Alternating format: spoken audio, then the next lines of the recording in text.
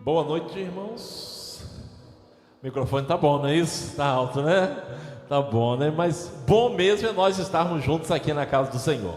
Que alegria poder ver cada um que se encontra aqui nessa hora, nessa noite.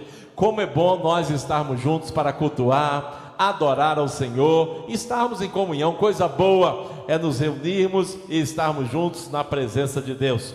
E nós somos agradecidos a Deus pela sua vida, que pôde estar aqui conosco, participando dessa noite desse culto. Irmãos, nós estamos aí num final de semana de maratona, vamos dizer assim. As nossas mulheres estão ali já no congresso lá, um grupo grande lá, dezenas e dezenas de mulheres. Passei lá para deixar a Márcia quando estava vindo de Campos, então já vi lá um grupo grande lá de mulheres participando. Hoje, irmãos, nossos amigos de missões também vão estar acampando hoje também, irmãos.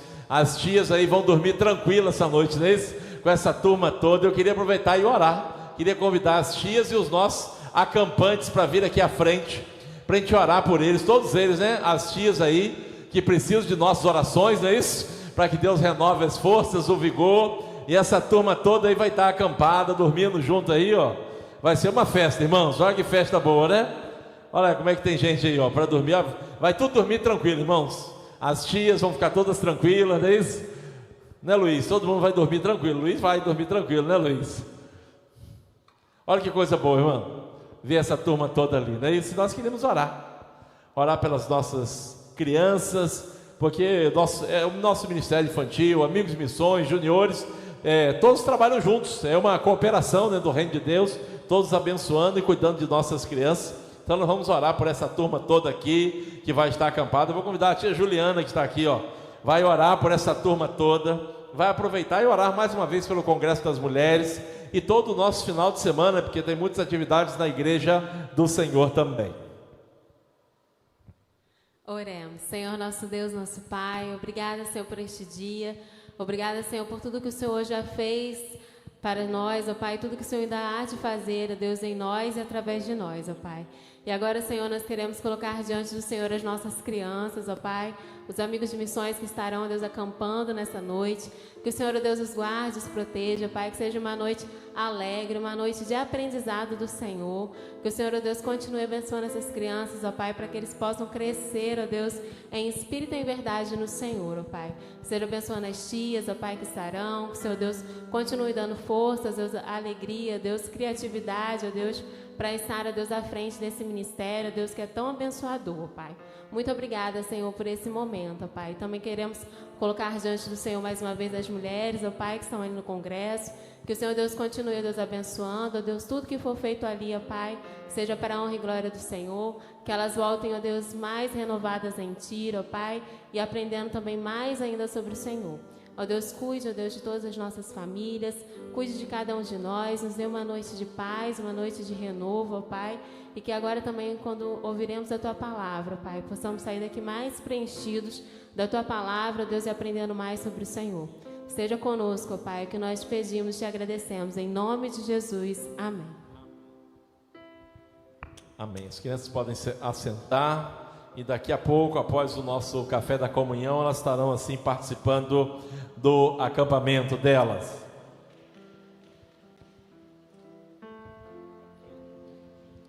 Irmãos, nós queríamos só comentar duas coisas, né? Primeiro, o nosso mês de novembro. O irmão Roberto já pediu aqui que orássemos. O irmão Elvio orou pelas nossas programações do mês de novembro.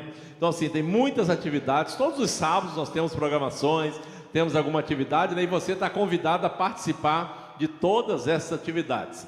E a segunda coisa, eu queria que você estivesse orando também pelo nosso terreno. Nós estamos em oração. Nós lançamos o nosso desafio da campanha semana passada.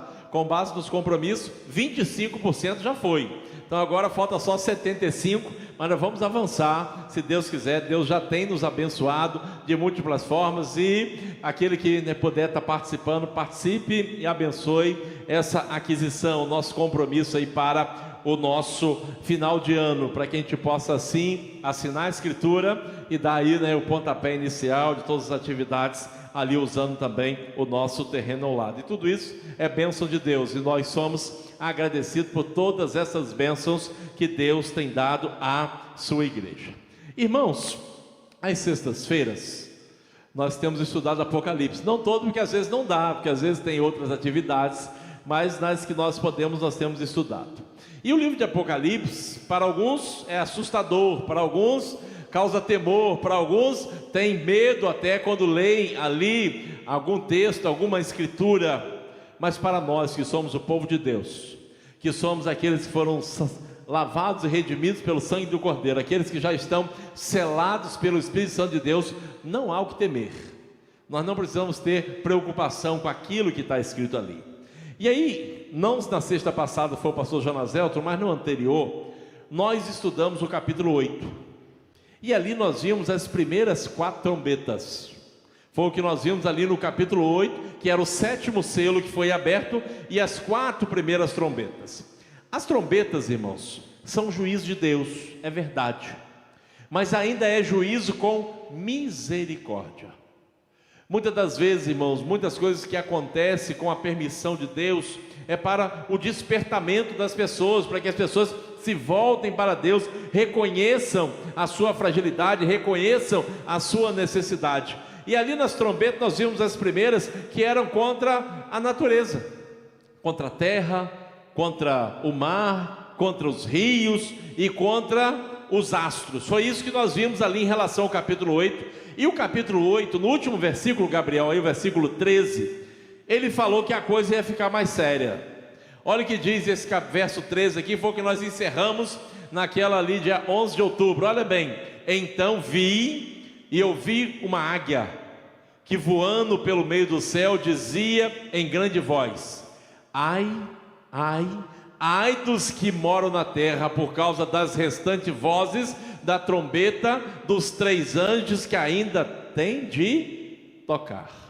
Assim nós terminamos no dia 11. E hoje vai ser o primeiro ai.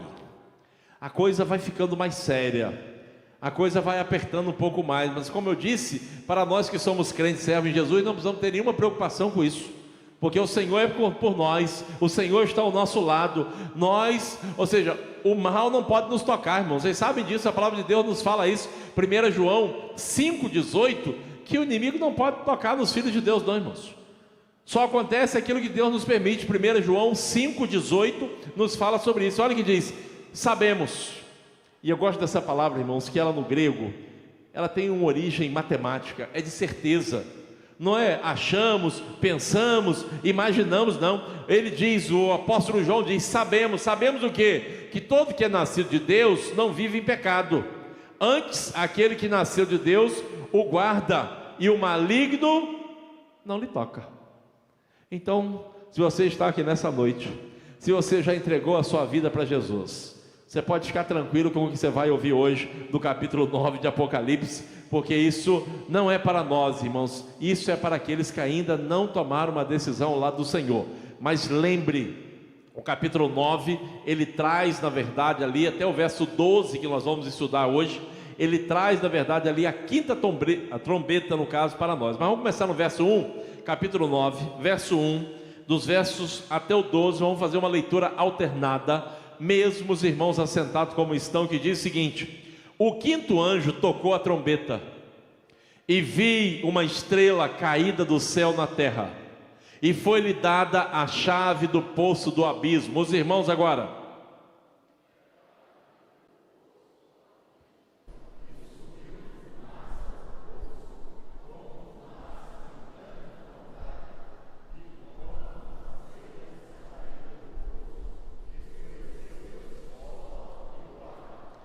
Também da fumaça saíram gafanhotos para a terra, e foi-lhes dado poder com o que tem os escorpiões na terra.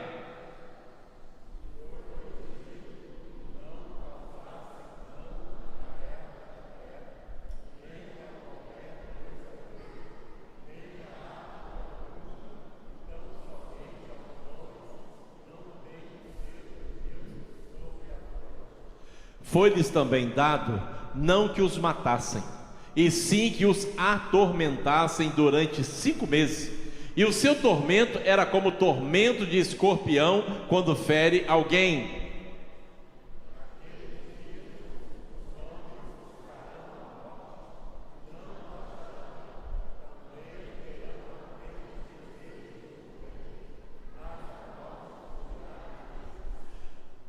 O aspecto dos gafanhotos era semelhante a cavalos preparados para a peleja. Na sua cabeça havia como que coroas parecendo de ouro, e o seu rosto era como o rosto de homem.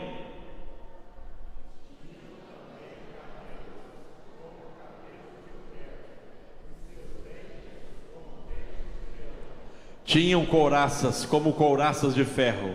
O barulho que as suas asas faziam era como o barulho de carros de muitos cavalos quando correm a peleja.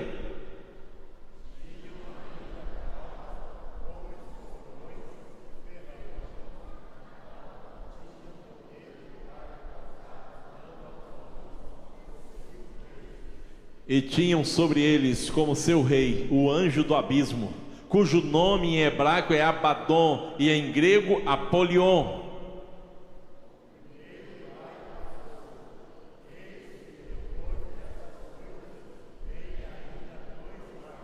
Amém. Que Deus nos abençoe na leitura da sua palavra.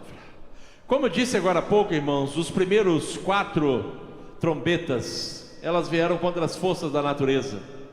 E nós vimos isso ali registrado no capítulo 8. Apesar de ter causado dano às pessoas, apesar de ter 1/3 das águas, 1/3 das embarcações, apesar de vidas terem sido afetadas, agora, a partir do verso 1 aqui do capítulo 9, a coisa fica um pouco mais séria. A intensidade, irmãos, agora ela aumenta, porque agora não são fenômenos naturais. Agora nós poderíamos dizer, irmãos, que são terrores demoníacos mesmo, são coisas terríveis que começam a se apresentar. E o texto que nós acabamos de ler, o verso 1, começa dizendo que o 5º anjo tocou a trombeta e vi uma estrela caída do céu na terra. Preste bem atenção, irmãos. Eu não sei se vocês se recordam, mas lá em Jó, os anjos são chamados de estrela. Isaías, no capítulo 14, no verso 12, ele fala, e esse texto ali, os versos seguintes, fala um pouquinho da queda do diabo. Ele diz: como caíste do céu, ó estrela da manhã, filho da alva, como foste lançado por terra, tu que debilitavas as nações. E os versos seguintes, continua aí, vamos até o 15, Gabriel. Tu dizias no teu coração: eu subirei ao céu, acima das estrelas de Deus exaltarei o meu trono, e no monte da congregação me assentarei, nas extremidades do norte. Subirei acima das mais altas nuvens, e serei semelhante ao Altíssimo. Contudo, serás precipitado para o reino dos mortos, no mais profundo do abismo. Esse texto é uma alusão à queda do diabo, de Lúcifer, assim como o profeta Ezequiel nos narra bem semelhantemente esse mesmo texto. E como nós acabamos de ver, irmãos, o verso, e ali que nós lemos aí, o verso 12 desse capítulo 14, fala de uma estrela que caísse do céu, porque assim era a condição de Lúcifer antes. Uma estrela que estava lá, mas ele foi lançado por terra, porque ele, na verdade, no seu coração não foi achado de maneira correta. É interessante, irmãos, que João, no verso 1 que nós acabamos de ler, fala de uma estrela que já estava caída. O diabo, irmãos, ele já caiu. Ele não está caindo não, ele já caiu. Ele já está derrotado. E nesse tempo ele vai tentando levar alguns com ele vai tentando embaraçar outras pessoas também. Voltando agora em Lucas capítulo 10, verso 18, diz que Jesus falando: eu vi a Satanás caindo do céu como um relâmpago. Jesus viu por quê, irmãos? Jesus é Deus. Jesus não existe apenas a partir do momento que ele nasceu, não, irmãos. Jesus, a Trindade existe desde sempre. Ele não tem começo, nós temos um começo, Deus não. Não é à toa que lá em Gênesis, quando você olha no primeiro capítulo, quando Deus está falando do homem, ele diz o que? Façamos o homem, no sentido plural, porque tinha mais alguém ali, senão eu farei o homem, mas façamos, porque ali estava Deus Pai, Deus Filho e o Deus Espírito Santo. E Jesus viu a queda dele. Ele viu tudo aquilo que aconteceu com ele. Mas o João, no capítulo agora 9 de Apocalipse, no verso 1, João já não fala que viu caindo não, mas ele já viu uma estrela caída. Essa é a condição do nosso inimigo. Ele já está caído, ele já está derrotado. Mas o nosso inimigo, irmãos, ele tem poder? Tem. A Bíblia fala sobre isso. Mas quem é o Todo-Poderoso é o nosso Deus. Ele tem até poder, irmão, mas quem é o Todo-Poderoso é o nosso Deus. Ele sim é o Todo-Poderoso. O diabo tem o seu poder, o diabo tem os seus ministros, o diabo tem tudo disso, irmãos. Só que ele não tem todo o poder dele é limitado. Se você observar o finalzinho desse verso, diz que foi-lhe dada a chave do poço do abismo. Porque ele não tem a chave, irmãos. Quem tem a chave é Jesus. Aonde está isso, pastor? Apocalipse capítulo 1, no verso 18, quando nós estudamos o primeiro capítulo, Jesus aqui vai dizer, ele fala de aquele que vive, estive morto, mas eis que estou vivo pelo século dos séculos, e tenho as chaves da morte e do inferno. Quem tem a chave, irmãos, é Jesus. É ele que abre e ninguém fecha, é ele que fecha e ninguém abre. O diabo, ele tem uma ação limitada. Eu gosto sempre de dizer uma coisa, irmãos. Pense a situação. O diabo é como um cão raivoso na corrente. Um cão na corrente, irmãos, ele tem um limite de ação. Ele só vai até onde? Até onde a corrente permite. Se você chegar ali perto dele, ele vai te morder. Mas ele está numa corrente. Mas ele é como um cão feroz, buscando a quem possa pegar, buscando a quem possa destruir. Então, se você achar que pode estar próximo dele ali, você pode ficar numa situação enrascada, mas o poder dele é limitado. Como nós vimos aqui no capítulo 9, o verso 1, diz que foi-lhe dada a chave. Por quê? Ele não tem a chave. Quem tem é Jesus. E aí no verso 2, vai dizer, irmãos, que ao receber essa chave, ele abriu o poço do abismo. Eu não sei se você sabe, irmãos, mas alguns demônios estão soltos por aí, e alguns estão presos no abismo já para o julgamento. Eu não sei se você sabe disso, se você já leu sobre isso. Judas, só tem um capítulo, no verso 6, fala sobre isso. Pedro fala sobre isso. Olha o que Judas diz: e aos anjos que não guardaram o seu estado original, mas abandonaram o seu próprio domicílio, ele tem guardado sob trevas, em algemas eternas, para o juízo do grande dia. Então tem muitos que já estão presos, Deus já está ali controlando. Mas esse texto que nós acabamos de ler, no verso 2 do capítulo 9, fala que foi, no verso 1 diz que deu a chave, e ele abriu, verso 2, ali, verso 2 fala que ele então abriu o poço do abismo, e subiu fumaça do poço, como fumaça de grande fornalha, e com a fumaceira saída do poço, escureceu o sol e o ar. O diabo, irmãos, ele é das trevas. Ele não suporta a luz. É por isso que aonde ele está, vai enfumaçar a coisa, vai escurecer a coisa, porque ele não fica na luz, ele não anda na luz. E o nosso estado original, o nosso viver anterior, irmãos, era também nas trevas. É por isso que Pedro fala o quê? Que Deus nos chamou das trevas para a sua o quê? Maravilhosa luz. A nossa condição anterior, irmãos, nós também estávamos nas trevas.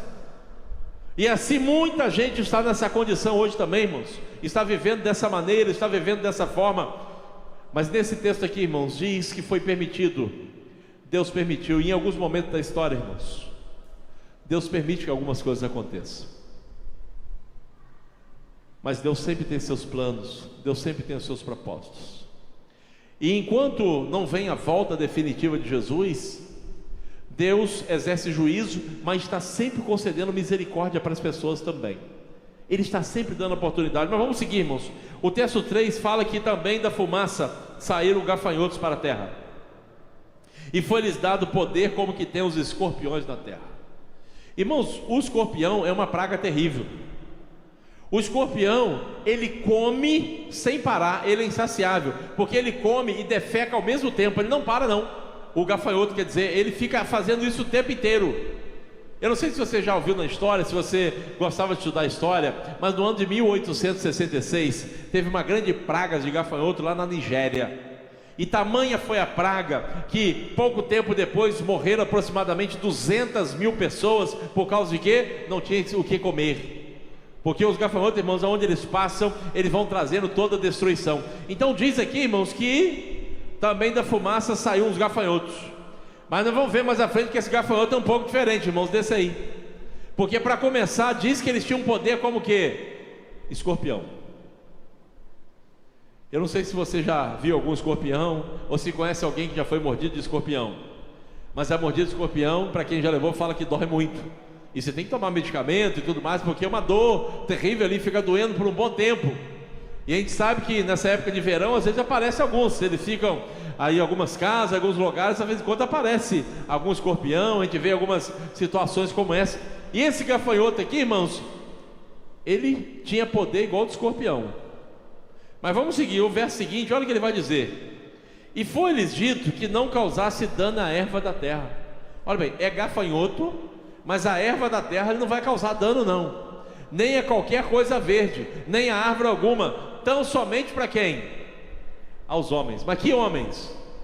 Aqueles que não têm o selo de Deus sobre a fronte. Somente quem não tem o selo de Deus, irmãos. Você fala, mas que selo é esse? A Bíblia fala que quando nós entregamos a nossa vida para Jesus, o Espírito Santo de Deus passa a morar em nós, e nós somos selados pelo Espírito Santo de Deus. Ele é o nosso penhor, Ele é a nossa garantia. Então por isso que eu disse no início dessa noite, se você já entregou a sua vida para Jesus, você está selado, você tem o selo de Jesus. E esse escorpião, irmãos, não toca no selado não, irmãos. Ele não vai causar dano à terra, não vai causar dano a nada verde aqui, esse gafanhoto, não vai causar dano às árvores, mas somente aos homens. Mas não é todos os homens não, irmãos, é só aquele que não tem o quê? O selo.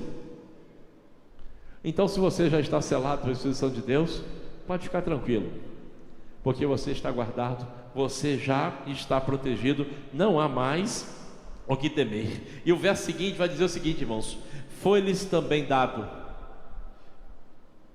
não que os matassem, e sim que os atormentassem durante 5 meses. Esses 5 meses, irmãos, eles não são literais. Eu não sei se você sabe, mas o gafanhoto da larva até o tempo da sua vida, 5 meses é a vida de um gafanhoto. Então quando ele diz isso aqui, 5 meses, porque é o tempo de uma vida de gafanhoto, não é um tempo literal, que é apenas em 5 meses vai estar acontecendo isso não. Aqui não é literal. Lembre que Apocalipse é um livro simbólico, que traz muitos símbolos, nós temos que entender. 5 meses é o tempo de vida de um gafanhoto, desde lá da larva até a sua momento ali, essa é uma vida de um gafanhoto. Então esse tempo que ele está dizendo, e o seu tormento era como o tormento de escorpião quando fere alguém. Irmãos, esse gafanhoto que tem o poder de escorpião, ele fere os homens, ele fere as pessoas, mas eles não têm o poder de matar, mas ele só tem o poder de atormentar. É isso que ele tem, é isso que ele traz aqui para nós. Mas nós que somos, irmãos, servos de Deus, nós podemos ter a tranquilidade, irmãos, que nós somos guardados, nós somos protegidos do Senhor. A bênção de Deus, irmãos, está sobre a casa do justo. Provérbios capítulo 3, o verso 33, ele fala que a maldição do Senhor habita 3:33, isso aí. A maldição do Senhor habita na casa do perverso, porém a morada dos justos ele faz o quê? Abençoa. Dos perversos a maldição, na casa dos justos a bênção. E esse justo aqui, irmãos, não é pela nossa justiça não, mas é aquele que recebeu a justiça de Cristo, aceitou Jesus e recebeu Ele como Senhor e Salvador da sua vida.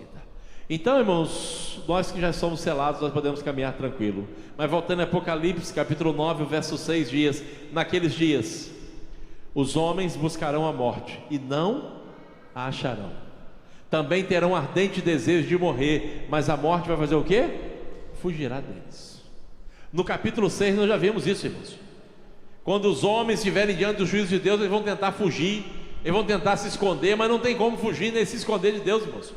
Como diz o Salmo 139, se você for lá no céu, se você for lá em cima, lá embaixo, aonde você estiver, não tem como se esconder de Deus, porque Deus tudo vê, tudo sabe, tudo entende. E esses homens vão procurar a morte, mas eles não conseguirão morrer, irmãos, Por mais que eles queiram fazer isso, eles vão achar melhor a morte do que continuar a viver, mas não conseguirão. E infelizmente muitos desses, e muitas das vezes acontece isso, ao invés de se voltarem para Deus, preferem a morte do que se voltar para Deus. Temos vivido uma época, irmãos, em que muitas pessoas estão tirando as próprias vidas. Isso não sai no noticiário, até por causa da questão de não incentivar. Mas todos os meses, irmãos, várias pessoas têm tirado as suas próprias vidas. Isso não é noticiado, não é informado, para que não haja incentivo que mais pessoas façam isso. Mas nós acabamos ficando sabendo de relatos de pessoas, irmãos, eu não estou falando de pessoas às vezes que não tenham situação financeira boa, não. Isso não tem isso não, irmãos. Tem gente de alto poder aquisitivo que tira a própria vida, porque ele procura de todas as formas nesse mundo aliviar a sua dor, ele procura de todas as formas nesse mundo buscar uma verdadeira alegria, mas ele não encontra. Porque nós sabemos que a paz verdadeira nós só temos em Cristo Jesus, a alegria verdadeira nós só temos em Deus, a vida abundante somente em Jesus. Mas as pessoas estão buscando no mundo, estão tentando, e muitas delas querem atentar contra a própria vida, ao invés de quê? Se voltarem para Deus, que verdadeiramente Ele pode mudar a nossa história, mudar a nossa vida, Ele pode transformar todas as coisas. E no capítulo, seguindo aí agora o verso 7, ele começa a falar um pouquinho, irmãos, como é que é esse gafanhoto. E vocês vão ver, irmãos, que a coisa é séria, porque esse gafanhoto, irmãos, não é um gafanhoto como a gente está acostumado a ver aqui, não, irmãos. O texto diz ali, irmãos, que ele era semelhante a cavalos, mas não é um cavalo qualquer não, irmãos, não é aquele cavalo, um pangaré que você vê por aí não, porque o texto diz ali, irmãos, é cavalos preparados para peleja. Então você imagina ali um cavalo de grande porte ali pronto para uma batalha. E ele disse que na sua cabeça, irmãos, havia como que coroas parecendo de ouro. Isso dá uma ideia de poder, isso dá uma ideia de autoridade. E tem mais uma coisa, o rosto era como o rosto de homem. Então isso dá uma ideia de inteligência, de sabedoria também. E no verso seguinte, irmãos, fala que tinham também cabelos como cabelos de mulher. Tem gente, irmãos, na idade, principalmente ali pela Idade Média, alguma coisa assim, foi criada uma imagem que o diabo, irmãos, era um ser terrível, que era uma coisa muito feia. Mas, irmãos, essa não é a realidade não, irmãos. Ele pode se apresentar como anjo de luz, ele pode dissimular, ele pode enganar, e assim ele tem feito com muita gente. Tem muita gente que tem sido enganada, tem sido iludida, porque acha que o diabo vai aparecer para ele um monstro, uma coisa feia. Mas não, irmãos, ele pode dissimular, e assim ele tem enganado muita gente e tem levado muita gente com ele. Então traz um aspecto aqui dessa questão da sedução, da sensualidade, e nós temos visto isso no mundo hoje, irmãos, como isso tem sido aflorado, como a imoralidade tem crescido, como a indústria da pornografia tem aumentado. Essa é uma realidade, irmãos, que nós vivemos nos dias atuais, nos fatos atuais que têm acontecido. E isso tudo vem da onde, irmãos? Vem do nosso inimigo, que tem enganado, que tem iludido muita gente, muitas pessoas. Mas diz mais uma coisa, irmãos, diz que esse gafanhoto, irmãos, ele tinha dente, mas não é dente qualquer não, irmãos, porque o texto diz aqui, era dente de leão, como dente de leão, irmãos. Você imagina como que é o dente de leão? É como? Fraco ou forte? O que você pensa do dente de leão? Irmãos, era um dente, uma mordida muito forte. E aí ele continua dizendo ainda, irmão, no verso 9, ele tinha couraças. Como couraças de quê? De ferro.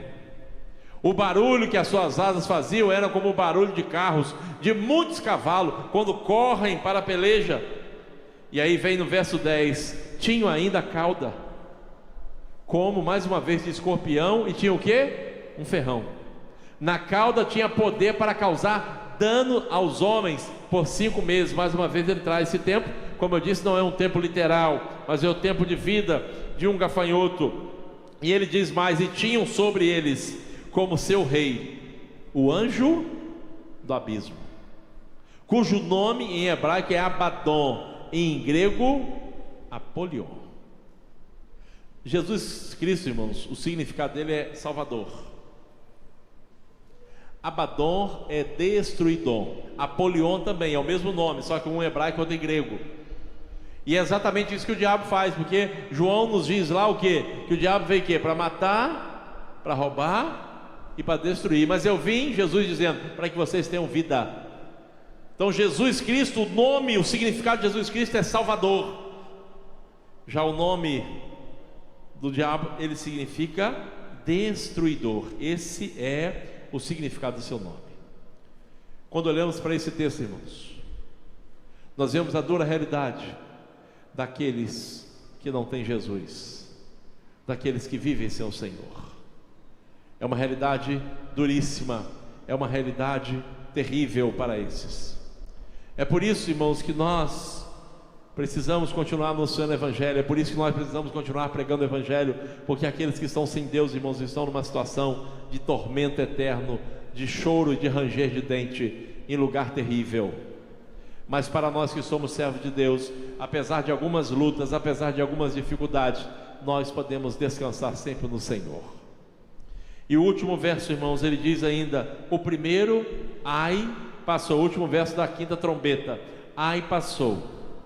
Eis que depois dessas coisas vem ainda 2 ais. Esse foi o primeiro, irmãos. Ainda vem mais 2 pela frente. Mas nós estamos só nas trombetas. Depois vem as 7 taças da ira de Deus. E aí a coisa aumenta. Aí já não tem mais misericórdia. Porque por enquanto, irmãos, apesar do juízo de Deus estar sendo exercido, do julgamento de Deus estar acontecendo, ainda está vindo com misericórdia. Ainda está dando oportunidade para as pessoas se voltarem para Deus, tomar uma decisão ao lado do Senhor. Então, para aqueles irmãos do primeiro século, final do primeiro século, que estavam sendo duramente perseguidos pelo Império Romano, que estavam sendo presos, que estavam perdendo seus bens, alguns estavam perdendo literalmente a própria vida, essa palavra trouxe uma palavra de ânimo e renovo ao coração deles. O livro de Apocalipse, irmãos, não é um livro de temor, é um livro de encorajamento para os servos de Deus. É um livro para nos mostrar que quem está no poder não são os homens desse século, quem está no poder não é o diabo, mas quem está sentado no trono e tem todo o poder é o nosso Deus, o Todo-Poderoso. E nós podemos confiar nele, nós podemos descansar nele, porque ele está no controle de todas as coisas, ele está no controle de toda a história. Mas nessa noite, irmãos, quando eu olho para esse texto, além de nos despertar para a obra missionária, me desperta também para ter um coração grato a Deus por tudo aquilo que Ele já fez por mim. E eu tenho certeza que nessa noite você que está aqui, que já tomou uma decisão ao lado dele, também pode ter esse sentimento no seu coração. Obrigado, Senhor, porque eu fui lavado, redimido pelo sangue do Cordeiro. Obrigado porque um dia eu ouvi a Tua palavra, o Teu Santo Espírito tocou no meu coração e eu aceitei Jesus como Senhor e Salvador, e eu fui selado pelo Espírito Santo de Deus. E a partir de agora, o maligno já não tem mais poder sobre mim. A partir de agora, irmãos, não é a maldição que está mais sobre mim, mas a partir de agora é a bênção de Deus que está a nosso favor, que está cooperando por nós e que cuida de cada um de nós. Então, para nós que estamos aqui nessa noite, deve ser uma noite de júbilo e de alegria. Não olhe para esse texto de Apocalipse com medo ou com temor, mas olhe sim, o juízo de Deus está acontecendo, porque Deus é justiça, isso é fato. Mas a sua misericórdia continua estendida para aqueles que querem receber a salvação, para aqueles que querem receber uma nova história. Eu queria convidar você para nós orarmos nessa hora, nesses 2 propósitos: uma oração que agradeça a Deus por aquilo que Ele tem nos feito, e uma oração também no mesmo sentido, que possamos clamar por a vida daqueles que ainda não têm Jesus. E eu tenho certeza que todos nós que estamos aqui nessa noite conhecemos alguém que ainda não tomou uma decisão ao lado de Jesus, que precisa receber as boas novas do Evangelho, e que talvez seja eu e você instrumento de Deus para levar as boas novas até a vida dele também.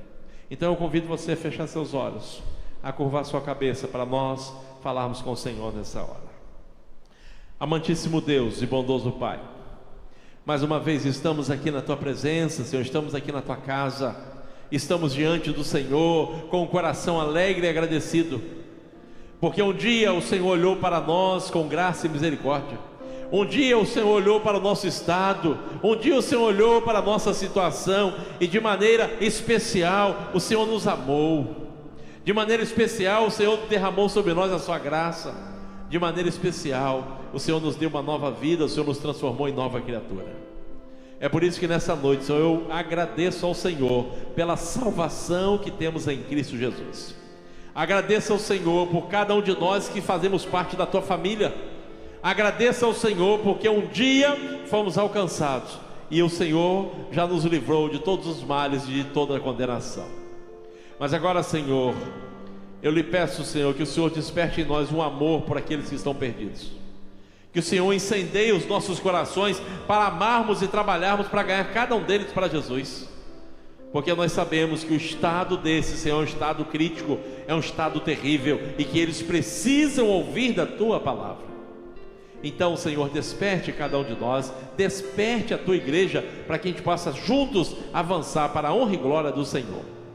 Mas ainda nessa noite, Senhor, eu lhe peço para aqueles que aqui se encontram, que não tomaram uma decisão ao lado do Senhor, que o Senhor vá ao encontro do coração de cada um deles nessa hora, que o Senhor toque nessas vidas e que eles possam ser impactados pelo Senhor e tomem uma decisão ao lado de Jesus.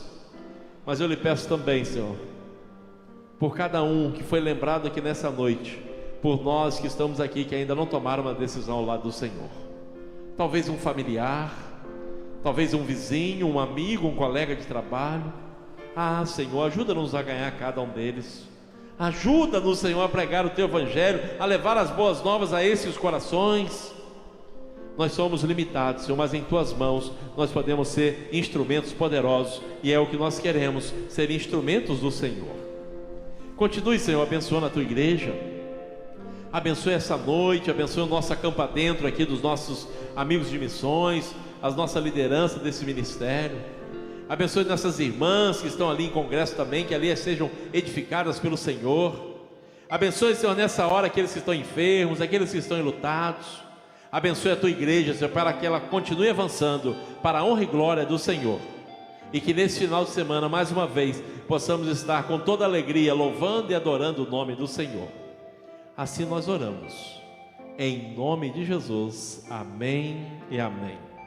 Que Deus nos abençoe, irmão. Nós vamos cantar agora com o Ministério de Louvor, e logo após você vai orar silenciosamente, e depois desse momento nós vamos lá para o café da comunhão, vamos poder estar juntos ali e participar e ficarmos juntos mais um pouquinho nessa noite ainda. Que Deus abençoe sua vida, abençoe sua noite e possa grandemente alegrar o seu coração nesse final de semana.